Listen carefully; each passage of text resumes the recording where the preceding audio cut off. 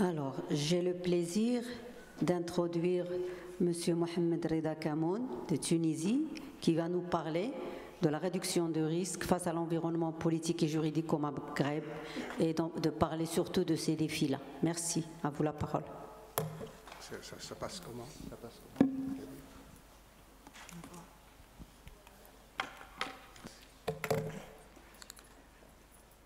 Merci beaucoup.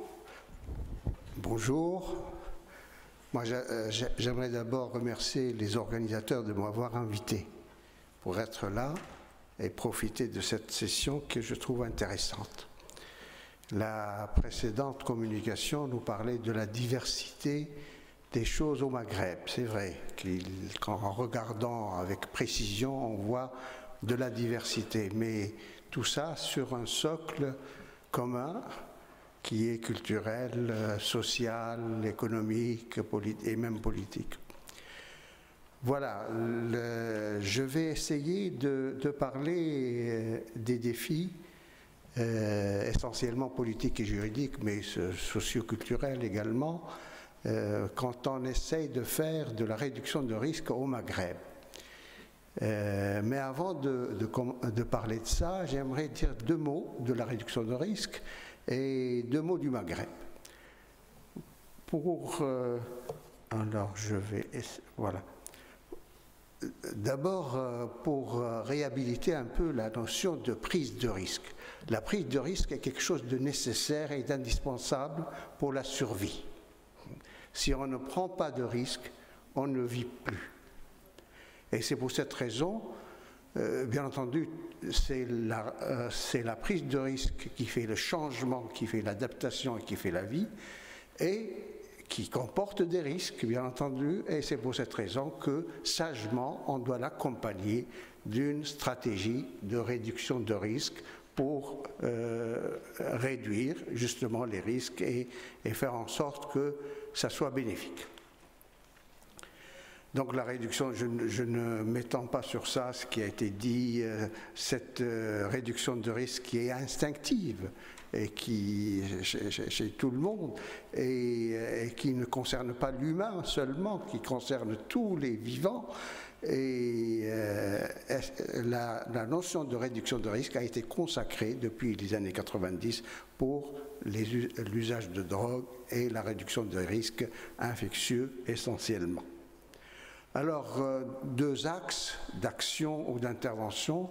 L'un concerne bien entendu les usagers eux-mêmes, et avec eux, et par eux, et pour eux, pour renforcer leurs capacités et les faire se prendre en charge pour la prévention et pour la RDR. Et l'autre concerne l'environnement qui doit être favorable pour améliorer et pour réussir.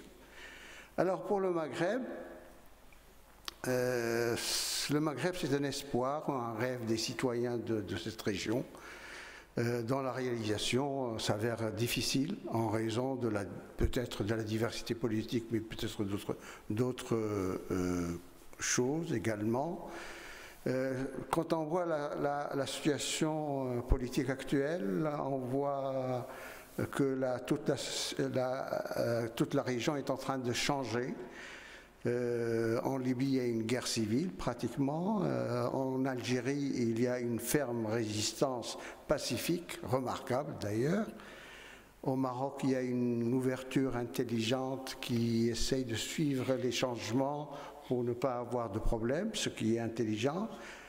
En Tunisie, il y a une adolescence, moi j'ai appelé ça l'adolescence démocratique en Tunisie, qui se manifeste par le nombre des candidats à la dernière présidentielle, qui date d'une dizaine de jours. Il y a eu 100 candidats et 26 retenus, dont on voit les photos, sachant que moins qu'un Tunisien sur deux vont voter. Alors si on continue dans cette allure-là, dans quelque temps, il y aura plus de candidats que d'électeurs. Alors pour les défis au Maghreb, c'est difficile. Je n'ai pas fait d'études comme celle de Sir James qui est remarquable ici, qui nous a donné la diversité des choses avec des évidences, avec des chiffres, etc., avec des études. Moi, je vais simplement survoler un peu l'action d'une association tunisienne qui doit vivre un peu les mêmes défis que toutes les associations et tous les pays de la région. Alors, je trouve qu'en plus des défis politiques conjoncturels actuels, il y a le défi essentiel qui est à la fois politique, juridique, socioculturel et le conservatisme. Tout à l'heure, on parlait de faire bouger les médecins, ou de faire bouger l'administration, ou faire bouger les lois. Alors là, c'est pratiquement impossible. Donc faire bouger les choses, c'est extrêmement difficile. Et la réponse instinctive à toute problématique, c'est par l'interdit et par la sanction. Et ça doit changer dans le monde, et pas seulement dans notre région. Mais heureusement qu'il y a des forces de changement qui sont nécessaires. Et c'est la société civile, ou plutôt, j'appelle l'élite civile, qui est faite par les intellectuels, les écrivains, les artistes, les journalistes, et le fer de lance de l'action de la société civile, qui sont les associations, et qui sont en train de changer des choses. L'objectif, bien entendu, de ces actions de changement, c'est de faire évoluer l'opinion publique, ainsi que celle des décideurs politiques et juridiques, vers plus de tolérance, de respect, de pragmatisme et de bon sens, finalement. Alors, l'expérience de notre association a commencé en 2007, c'est-à-dire maintenant, le temps passe vite, c'est 12 années, avec deux axes de plaidoyer et des services de la RDR. Et il faudrait peut-être rendre hommage à un programme qui s'appelle Minara et qui est installé au Liban et dont l'axe qui s'occupe du Maghreb est installé au Maroc et qui nous ont aidés en 2007 pour nous sensibiliser, nous former dans cette approche-là. Voilà. Alors l'axe plaidoyer, quelques exemples, et qui, à travers ces exemples, on voit les défis politiques, par exemple, cet axe-là, le plaidoyer pour une stratégie nationale de RDR. Ça fait 10 ans que nous faisons ce plaidoyer qui n'a pas encore abouti. Échec pour l'adoption officielle d'un plan stratégique national de réduction de risque. Peut-être qu'il sera pour l'avenir, certainement. Mais il y a un succès, c'est que nous avons pu faire adopter la majorité des composantes de la RDR, sans qu'on l'appelle stratégie nationale de réduction de risque. Ça, on peut considérer que c'est un succès de ce plaidoyer. Voilà les affiches de 2009 et de 2011 pour le plaidoyer de cette stratégie nationale. Voilà, c'est un exemple de défi politique. Deuxième défi, c'est un défi juridique.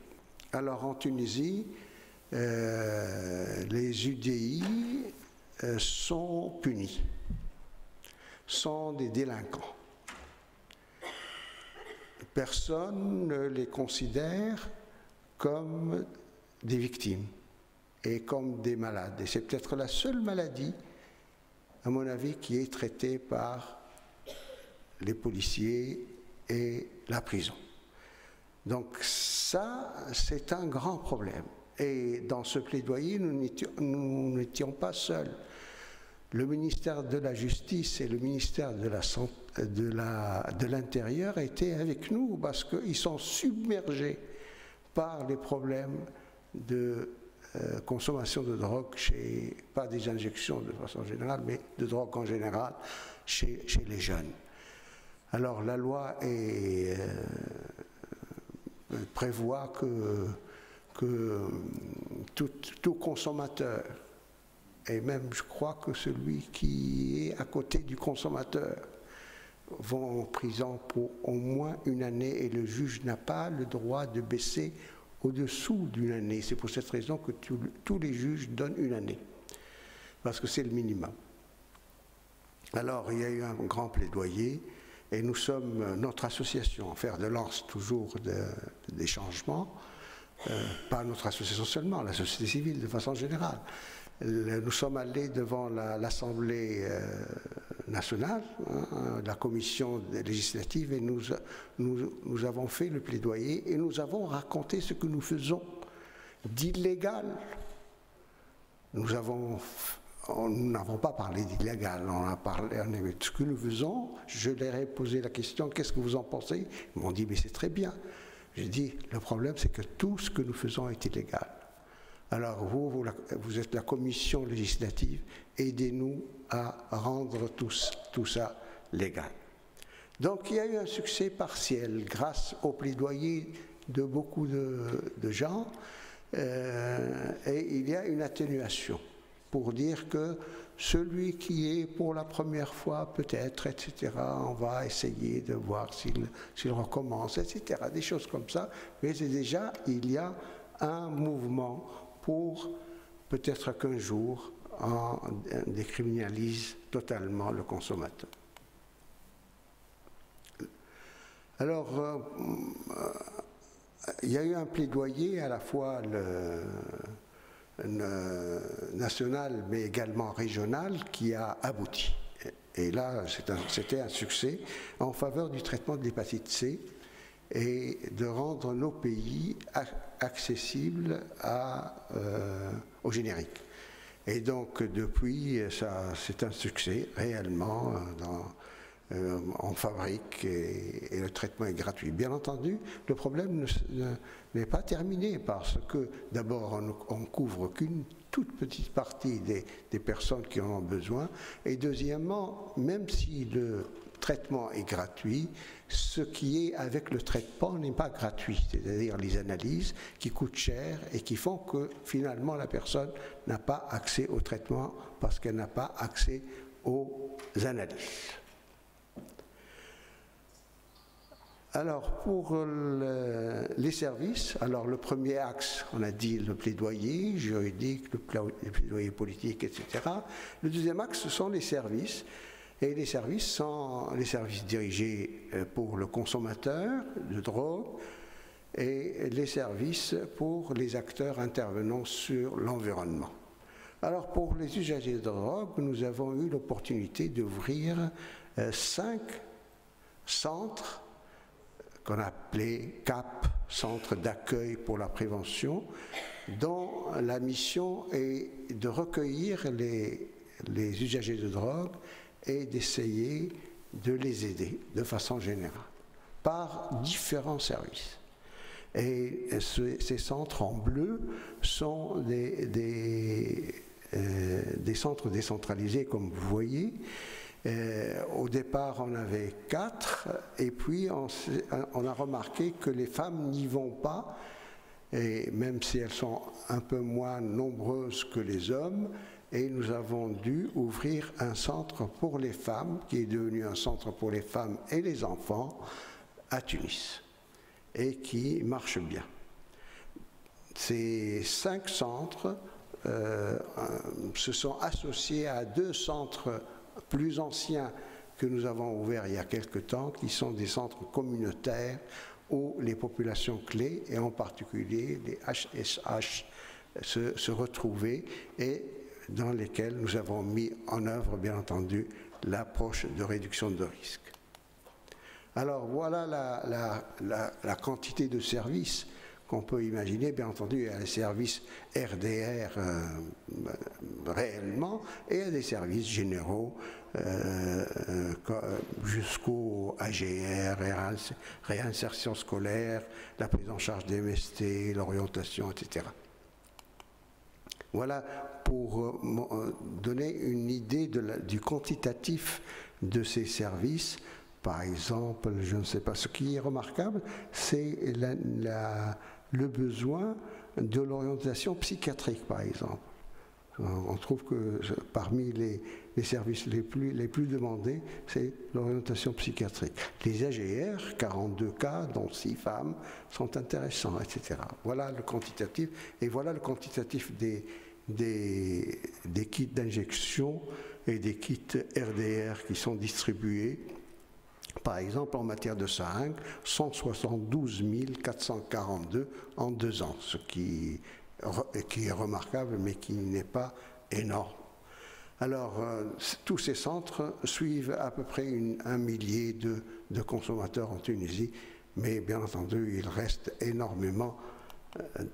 Alors, pour améliorer l'environnement, il y a l'action vers les divers acteurs qui sont concernés par ce problème de santé et de problème de société.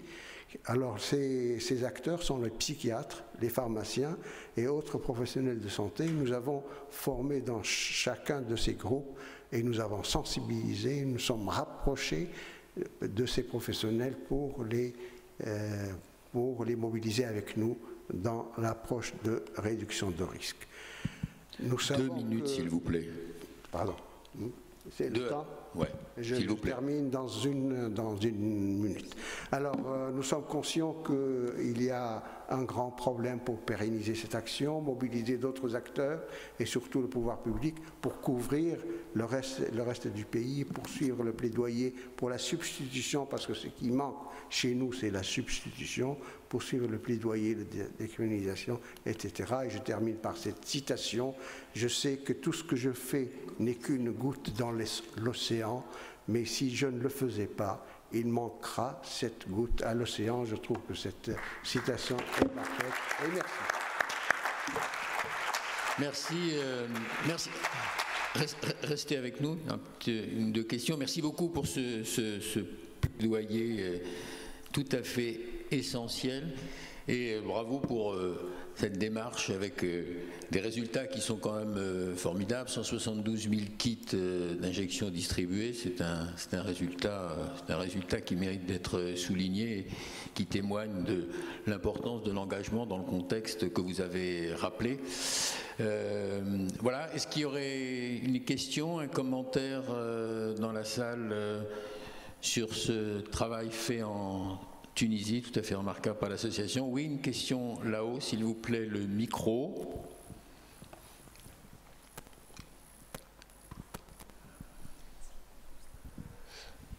Oui, merci pour votre exposé. Je voulais savoir si vous avez une connaissance un peu plus, on va dire, détaillée des personnes qui vont dans ces centres. C'est-à-dire, hormis le sexe, on a bien vu qu'il y a une grosse majorité d'hommes et une petite minorité de femmes, et qu'il y a aussi quelques enfants, mais quels sont leurs milieux sociaux, enfin, quelles sont un peu leurs trajectoires? Personnellement, je ne sais pas, ou je sais sans que ça soit bien étudié, mais je suppose qu'il y a des personnes dans la salle qui peuvent répondre à ça. Bilal, Aïda, non? Ils sont là? Ils sont là? Si. Alors, une réponse dans la salle. Alors, c'est tout en haut la réponse là? Ah non, Christine a une réponse. Non. Ah bon? J'étais étonné quand même. Christine a la réponse à tout. Mais quelqu'un a la réponse là-haut dans la salle? J'ai cru voir se lever une main. Alors, la personne descend avec célérité admirable, vu le temps qu'il nous reste. Bonjour. En fait, on a pratiquement plusieurs trajectoires, mais celles qui viennent, par exemple, au centre, surtout les femmes UDI, c'est des femmes qui vivent en précarité économique, avec une moyenne d'âge de 25 ans. Et généralement, elles ont des enfants. C'est pour cette raison, il y a les questions parmi les services, c'est la réinsertion scolaire et la prise en charge de toute la scolarité, parce qu'elles viennent souvent avec cette demande. Et sinon, je vous invite demain matin, je vais détailler plus le profil de ces femmes, parce que je vais parler des femmes et usage de drogue par voie intraveineuse. Et les hommes, pareil, en fait. Et les hommes, il y a plus de trajectoires. on a des étudiants, on a même des policiers, on a des étudiants, il y a des jeunes qui sont chômeurs. En fait, c'est tous les profils. Hein, c'est comme tous les pays. Donc, par rapport au profil et par rapport aux trajectoires, il y a quelques standards, il y a quelques normes au niveau international, et c'est pareil pour nous. Merci d'avoir rappelé l'importance de cette diversité des populations, et je retiens le même des policiers. C'était formidable. Alors, Christine, tu avais un commentaire court avant qu'on passe à la... Commentaire court, merci Rida, parce que ce travail est formidable. Je me rappelle très bien quand on était à Mamet, avoir vu et discuté avec vous. Et finalement, je me disais, donc c'est très bien, il y aura une présentation demain, mais globalement, et peut-être en reprenant une casquette plus académique, je trouve que c'est toutes ces données, tous ces résultats, peut-être pas par vous qui êtes au charbon, mais devraient être analysés, publiés. Donc là, on est nous, mais finalement l'audience. Et je suis convaincue que tout ça contribuera à faire bouger les choses, parce que c'est dit, votre plaidoyer 10 ans, bravo, mais quand ça commence à sortir dans la littérature internationale, voilà, c'est plus tout à fait pareil. Donc c'est certainement ça qui pêche, et je le dis pour nous tous, hein, en francophonie, c'est que surtout ces travaux, il faut se rapprocher d'équipes qui travaillent, il faut ensemble sortir, analyser. On a parlé ce matin d'épidémios, etc. Il y a des tas de gens, j'en ai là sur ma gauche, qui sont des chercheurs en sciences sociales. Il faut faire sortir du simple associatif, admirable, ces données-là, sinon on n'est pas entendu. Merci beaucoup pour cette remarque qui constitue un défi culturel. Nous sommes dans une culture orale et nous documentons très très peu ce que nous faisons. Et ça partira avec nous malheureusement. Donc ça c'est un appel, c'est un défi réellement de publier et de montrer et d'écrire ce que nous voyons et ce que nous faisons. Merci. Pardon. Allez-y, allez-y. Merci, Monsieur Camon, pour ce véritable échange. Moi, j'ai une toute petite remarque par rapport à 2 qualificatifs qui sont sortis, qui m'ont un peu titillé. C'est victime et malade. Ça m'a un peu... Il faut qu'on sorte de là si on veut vraiment avancer beaucoup plus rapidement. Merci. Bien.